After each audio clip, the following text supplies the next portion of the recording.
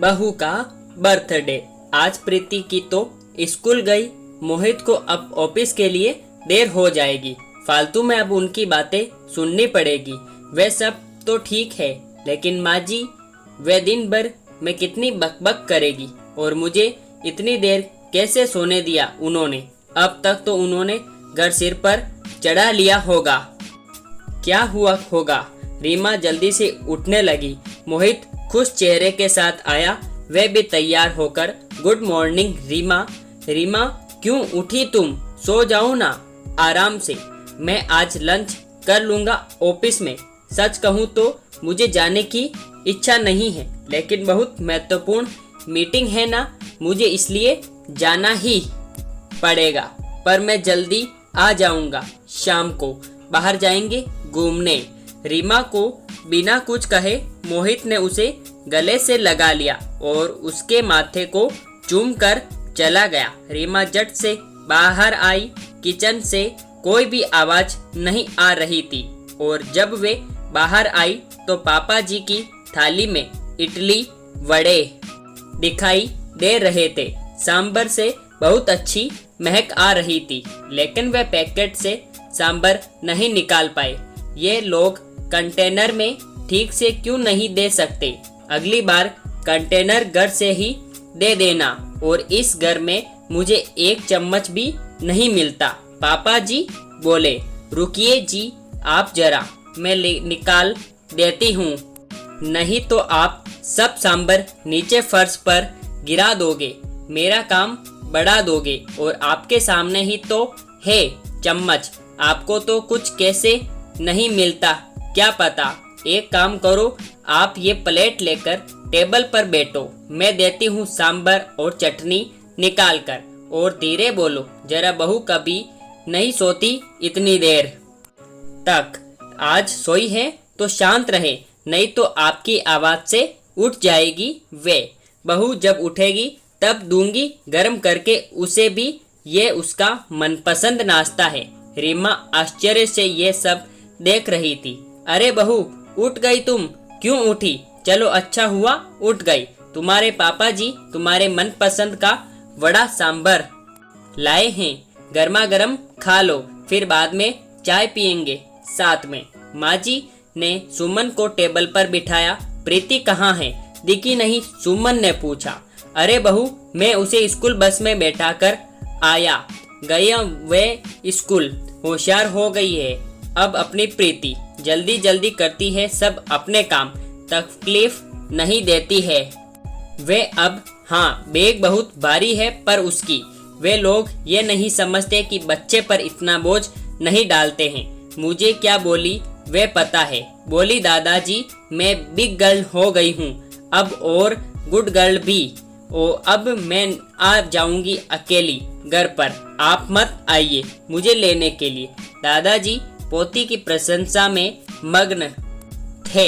हाँ हाँ मेरी बेटी समझदार हो गई है, सिर्फ दूध पीने का को नाटक करती है, लगातार बड़बड़ करती रहती है, बस खाना ही ठीक से नहीं खाती। अन्नपूर्णा उसके पेट में है, इतनी ऊर्जा कहाँ से आती है क्या पता। अरे रीमा खाओ तुम वड़ा सांभर, ठंडा हो जाएगा। और चिंता मत करो तुम, मैंने प्रीति को पराठा करके दिया है, छोटा सा खाया उसने और टिफिन में ही भी ले गई। माँ जी बोली, क्या पापा जी?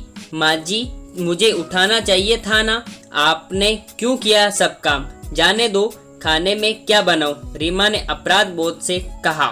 रीमा तुम कुछ मत करो, तुम्हारी बीसी है ना, आज तो मस्त मौज करो। हमारे पड़ोसी में वे चंदा आती है ना खाना बनाने के लिए, उसे बोला है मैंने आज से रोटी बनाने के लिए, बाकी का मैं कर लूंगी। तुम कितना काम करोगी अकेली? तुम्हारी क्लास, प्रीति का होमवर्क, बाहर के काम, ये मोहित भी कुछ काम करके मदद नहीं करता, तुम्हें सबके पीछे पीछे दौड़ना पड़ता है। अब आराम किया करो तुम, नहीं तो ऐसा करो ना तुम और मोहित 4 दिनों के लिए घूमने चले जाओ, बहुत दिन हो चुके हैं। वैसे भी तुम दोनों कहीं नहीं गए नहीं हो, प्रीति को यहाँ ही रहने दो, हम संभाल लेंगे उसे। आपको भी एक दूसरे के साथ वक्त बिताने की जरूरत है, माजी बोली। नाश्ते के बाद माजी ने चाय बनाई और तीनों ने बातें की और चाय पी। रीमा का दिन अच्छा गया। बीसी की सहेलियों के साथ मस्ती की। कल उसका खास दिन था, लेकिन आज उसका जन्मदिन उसकी सहेलियों ने मनाया। उस वजह से वह कुछ ज्यादा ही खुश थी। मोहित जल्दी घर आऊंगा ऐसे बोला था, पर आया ही नहीं। दोस्त की आज पार्टी थी तो वह घर देर से आने वाला था। माँ जी और पापा जी भी सो गए। प्रीति को लेकर सुमन भी सो गई। कुछ समय बाद रीमा को बहुत आवाज सुनाई देने लगी। वहां अचानक उठ गई। प्रीति उसके बाजू में नहीं थी। वह डर गई और हॉल में आई। हर तरफ अंधेरा था और अचानक रोशनी आ गई। हैप्पी बर्थडे टू यू अचानक जोर से बोले माँ जी, पापा जी, मोहित सब हंसकर उसे विश कर रहे थे। प्रीति ने दादी की मदद से सुंदर केक बनाया था। रीमा ने केक काटा और सबको खिलाया। सभी खुशी के मारे सो गए। फिर बाद में सुबह रीमा उठकर देखती है तो पास में सुंदर सा ग्रीटिंग कार्ड था।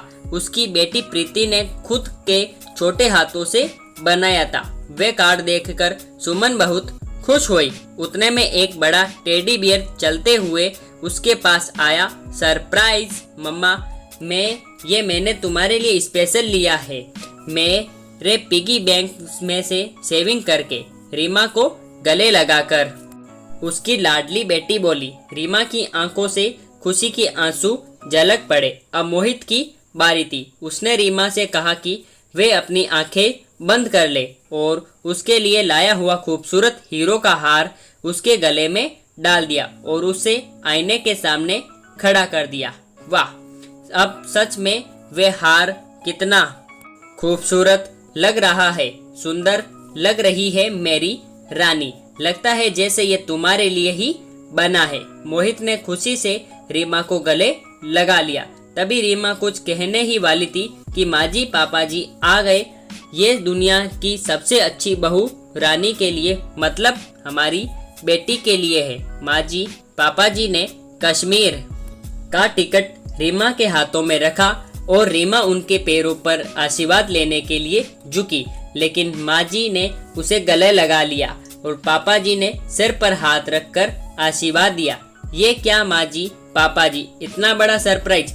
वास्तव में इसकी कोई जरूरत ही नहीं थी और हम दोनों ही क्यों जाएं? रीमा ने उत्साह से कहा। नहीं नहीं, हम बूढ़े लोग क्या करेंगे वहाँ? वैसे भी आप दोनों को इसकी ज्यादा जरूरत है और हम प्रीति को भी अच्छे से ख्याल रखेंगे ताकि आप दोनों फुल एंजॉय कर सके। वे सेकंड हनीमून क्या बोलते हैं ना, वो आप आ जाओगे तो हम चले जाएंगे।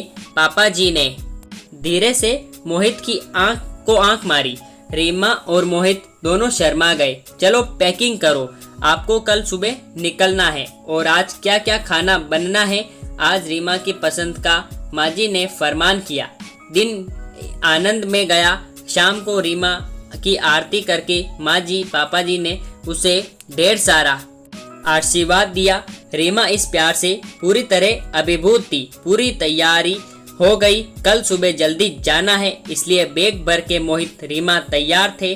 कश्मीर के सपने देखकर रीमा को कब नींद आ गई वे उसे समझ में नहीं आया। दोनों कश्मीर पहुंच गए जैसे स्वर्ग ही हो। कितना खूबसूरत था सब कुछ। मोहित, रीमा सब भूलकर एक दूसरे में खो गए थे। वे हंसी वादियां, ये खुला आसमां। मोहित गाना गा रहा था और रीमा जैसे नई नवेली दुल्हन की तरह शर्मा रही थी। एक दूसरे के ऊपर बर्फ के गोले फेंक कर छोटे बच्चों जैसे दोनों मस्ती कर रहे थे। दोनों आज स्केटिंग के लिए आए थे। बर्फ में ठीक से खड़े होने में असमर्थ सुमन एक दूसरे को ठीक करने के दौरान अपना संतुलन खो बैठी और वे जोर से गिर गई। आंखें खोलकर देखती है तो क्या, उसके बेड के ऊपर से वे गिर गई थी। बाजू में मोहित सोया हुआ था, मतलब वे सपना था। इतने में बेल बजी, दूध वाला आया होगा। वे बाहर आए उतने में उसकी सास उससे बोली, अरे रीमा, हर रोज कैसे देर से उठती हो तुम? 15 मिनट देर हो गई आज तुम्हें। जल्दी करो, अब चाय बनाओ और नाश्ते में कुछ अच्छा नमकीन बनाओ, और मेरी सहेली आने वाली है, आज कुछ अच्छा खाना बना उनके लिए। और हाँ, घर पर ही रहना आज, कहीं बाहर मत जाना। माँ जी की रोज की कटकट चालू हो गई और रीमा सचमुच सपने से हकीकत में आ गई। हमेशा की तरह हर कोई उसका जन्मदिन भूल गए थे। रोज रोज की भागदौड़, घर के कामकाज, सास के ताने, ससुर की फरमाइश, पति की धुन पर नाचने और बेटी की लीला देखने में वक्त उसका दिन कब खत्म होता था वह उसे भी समझ में नहीं आता था। जिंदगी भर दिन खराब लगने लगी, लेकिन कल उसने बहुत अच्छा दिन जिया। लेकिन इस एक रात में के मीठे सपने में उसने इतने खुशनुमा पल जी लिए थे जो उसके लिए क्या कम थे। मन में उस कश्मीर का सपना साकार होने की प्रतिज्ञा में वे काम करने लगी।